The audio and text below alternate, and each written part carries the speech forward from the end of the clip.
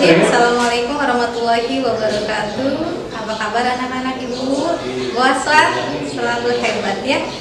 Insya Allah kalian dalam keadaan sehat walafiat dan kalian tetap ada di rumah ya.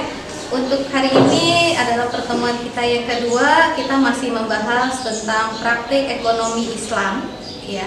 Kita lanjut lagi materi kita ya yang minggu lalu.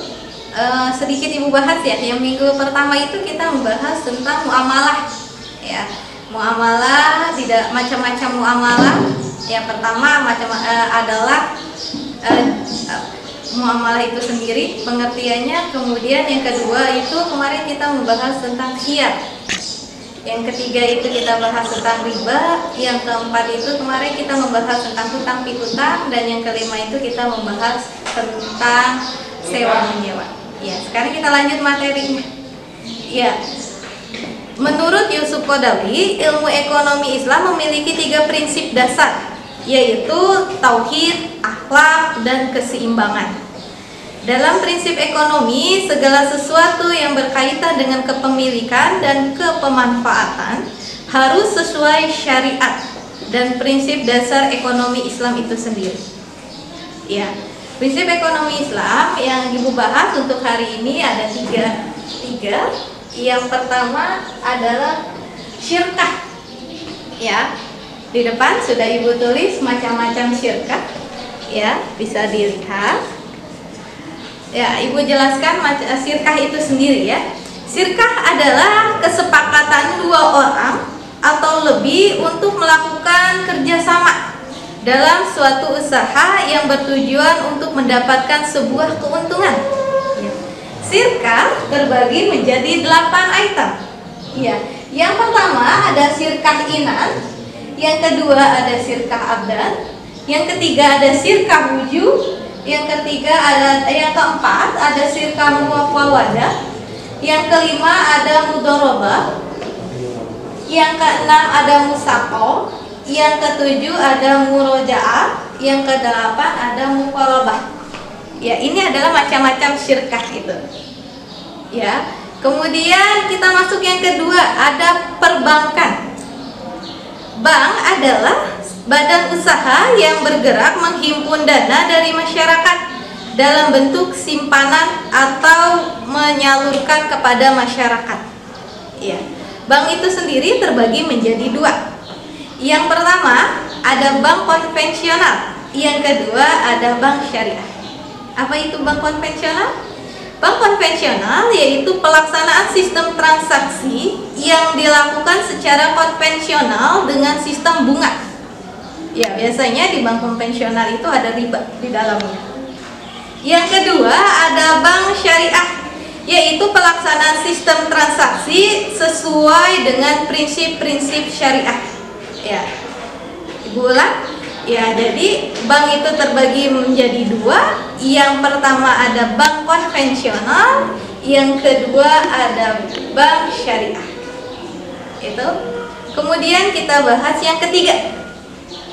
Yang ketiga adalah asuransi. Ya, pernah dengar kata asuransi?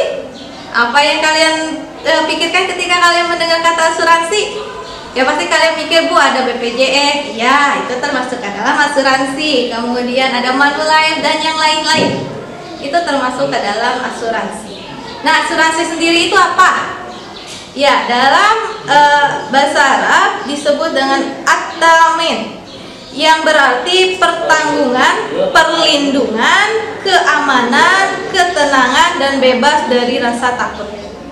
Ya, dengan sistem asuransi syariah, umat muslim dapat perlindungan sesuai dengan hukum Islam yang terhindar dari larangan menurut Islam seperti adanya riba. Jadi kalau asuransi Islam di dalamnya tidak ada riba.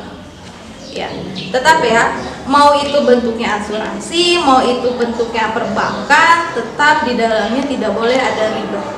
Ya, seperti yang minggu lalu sudah Ibu jelaskan tentang riba. Ya, itu adalah prinsip-prinsip dari ekonomi Islam. Ya, terakhir untuk hari ini tentang hikmah dan manfaat prinsip ekonomi Islam. Ada apa aja sih di dalamnya? ketika kita berbicara hikmah, ketika kita berbicara manfaat, itu sangat banyak sekali. Ketika kita berbicara tentang ekonomi Islam, prinsipnya harus sesuai dengan ajaran Islam, ya Bu? Iya. Apa sih manfaatnya kalau kita bisa mengikuti itu? Satu, kita terhindar dari praktek riba. Iya, ya udah jelas riba itu dosa. Yang kedua, terhindar dari praktek dengan dagang berspekulasi. Jadi kira-kira untung nggak ya? Kira-kira rugi nggak ya? Jadi jadi hidup kalian itu diperkira-kirakan. Ya. Yang ketiga itu kesejahteraan umat terwujud. Ya, di dalamnya ketika kita menjalani itu dengan baik, maka akan ada kesejahteraan bagi semua umat. Yang keempat, ekonomi Islam akan semakin kuat. Yang kelima, kehidupan masyarakat jadi rukun dan damai. Yang keenam, pelaksanaan prinsip praktek ekonomi melindungi dan mengandung nilai ibadah. Ya, jadi itu materi Ibu untuk pertemuan kita kedua hari ini. Tugasnya adalah kalian mencari arti dari macam-macam sirkah ini sendiri. Ya, kenapa tadi Ibu tidak jelaskan? Karena itu tugas kalian untuk minggu ini, mencari pengertian dari macam-macam sirkah dan menyebutkan 2 contoh dari setiap sirkah yang sudah Ibu tulis di depan. Ya, ingat, sekali lagi ulang, kalian mencari pengertian macam-macam sirkah yang ada di depan sini. Kemudian kalian memberikan contoh setiap sirkahnya minimal 2. Ya, untuk tugasnya bisa kalian share di Google Classroom, bisa kalian share di WA atau via Gmail ke guru PAI-nya masing-masing. Sekian dari Ibu untuk hari ini. Semoga kalian sehat selalu, dilindungi Allah Subhanahu wa taala. Kita bisa berjumpa lagi dalam keadaan yang sehat walafiat, tidak kurang satu apapun. Assalamualaikum warahmatullahi wabarakatuh.